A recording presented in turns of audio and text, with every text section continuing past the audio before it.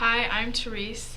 I was diagnosed with stage 1 ovarian cancer when I was 13, and I'm currently 17, so I'm a 4-year survivor.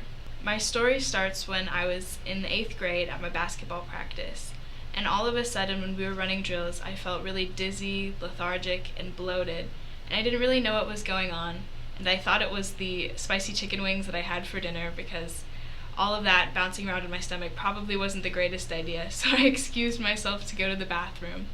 And there I just could tell that I didn't really feel like myself, but I was like, maybe this is just a stomach issue. It was probably something that I ate, so I didn't really worry about it. But when I got picked up from basketball practice, I told my mom about it, and I told her that I was in pain, and she kind of took that a little bit more seriously than maybe a normal parent would, because I usually have a high pain tolerance. But she was like, it's probably just the chicken wings you ate. Like, it'll be fine. Just go home and do your homework, and then you'll be fine. So I went home, and I tried to do my homework, and I just couldn't sit down in a chair. Like, I physically could not sit down because my abdomen was in so much pain. And I couldn't figure out why, and I knew it was definitely something more than just the chicken wings. So I tried to sleep, but I couldn't sleep at all. I didn't get one wink of sleep. I couldn't find a comfortable position. I was tossing and turning all night. So finally, when I woke up, I was like, Mom, this isn't getting any better. So she's like, let's see your primary care physician first. So we drove to see my doctor, and she was like, yeah, it might be appendicitis. And so, just going with that, she was like, but just to make sure, you should probably just go to the emergency room, get checked out. It's better to be safe than sorry. And it wasn't, but they said that my ovary was, and that there was like a mass growing on it.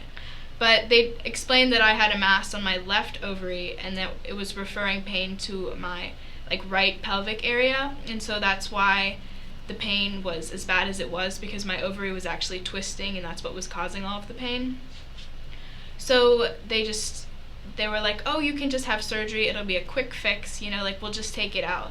And they made it seem like it was very run-of-the-mill routine. They would take it out, and I would go on living my life. But anyways, after that, I had routine appointments with my oncologist, and then I also had routine MRIs and blood work done. And then they prescribed me birth control just to get the hormones back in check, because they had removed one ovary and one fallopian tube just to make sure that they had clean margins. And actually, as they were taking it out, it started to rupture, which would have been very bad if it had ruptured inside of me, because all that foreign body, all of that, it's like pollen. If it gets anywhere, it'll just spread. So it was great that they got it out when they did, and it was the size of a youth football.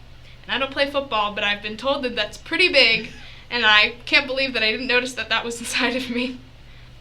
I probably noticed the bloating first when I was at practice, and then I assumed it was because I ate too much because I felt really full.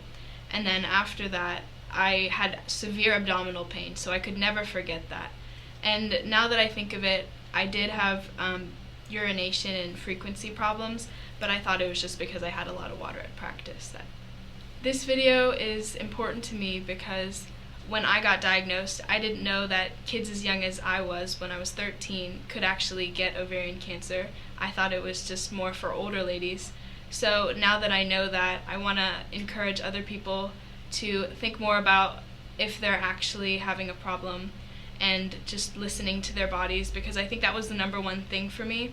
Because if I had just put it off and just labeled it under just growing up as a teenager and normal period cramps, I never would have been able to actually gotten the diagnosis early, and I think prevention is the key just for that.